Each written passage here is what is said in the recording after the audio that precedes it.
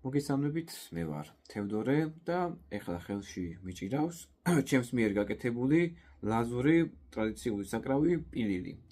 ბოლომ დრომდე ეს საკრავი შემოინახა აბდულიშების ოჯახმა, უფრო კონკრეტულად ილია აბდულიში იყო ერთ-ერთი ბოლო ეთნოფორი შემსრულებელი, რომელიც რამდენიმე წლის წინ გარდაიცვალა.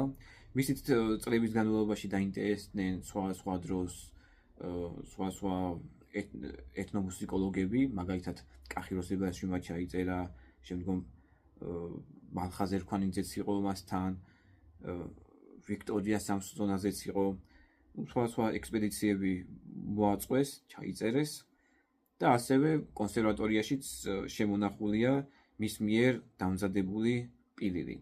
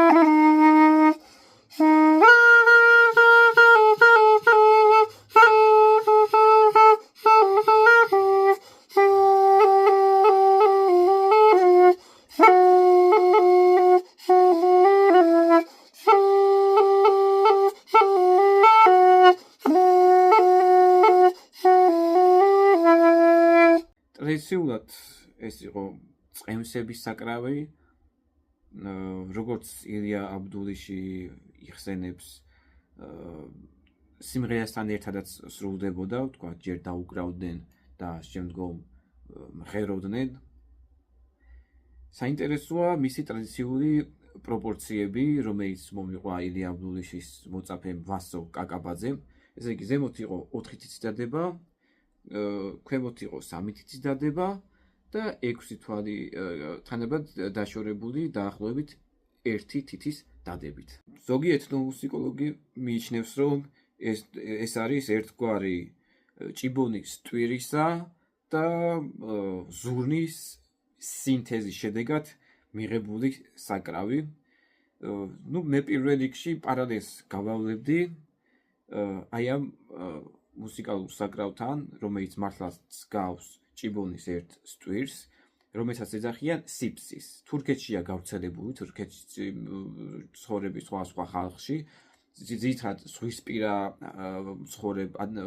მოსახლეობაში, ესე იგი ეგეოსის ზღვის სანაპიროებთან და ასევე შავი ზღვის აღმოსავლეთ სანაპიროებთან, მათ შორის ლაზებში. პროპორციულად ეს ორი საკრავი გავს ერთმანეთს ნამდვილად, ორივეს გააჩნია 6 თვალი, ამას წინ 5 აქვს და უკან 1 აქვს, ორივეს გააჩნია ეს ერთგვარი წიპილი, ერთგვარი ენა და ტარი, სადაც ისმევა წიპილი.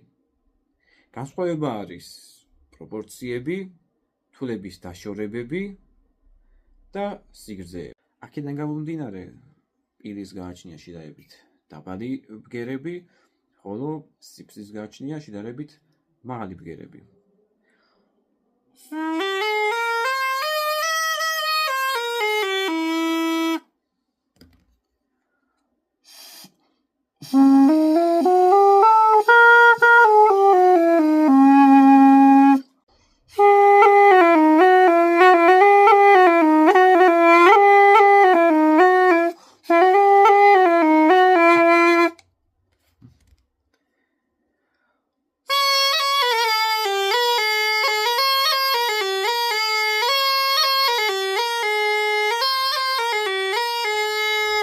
ასევე აღსანიშნია, რომ ორივე საკრავზე შესრულების ტექნიკა ძალიან გავს ერთმანეთს.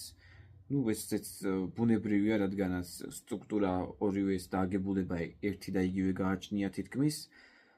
აი პარალელია გავავლო, მაგალითად სალამურზე ბგერების თანმიმდევრობა მიუყვება თითების პოზიციას, თუ რამდენი თითი გვაქვს აწეული. ქვემოდან ესე რიგრიგობით აუყვება ზემოთ. მაგრამ პირისა და სიფსიზე შესაძლოა მოგვიწიოს აწეული თვალის წინ კიდე თვლების დაფარება, რომ მივიღოთ შესაბამისი სუფთა ბგერა. მაგალითად,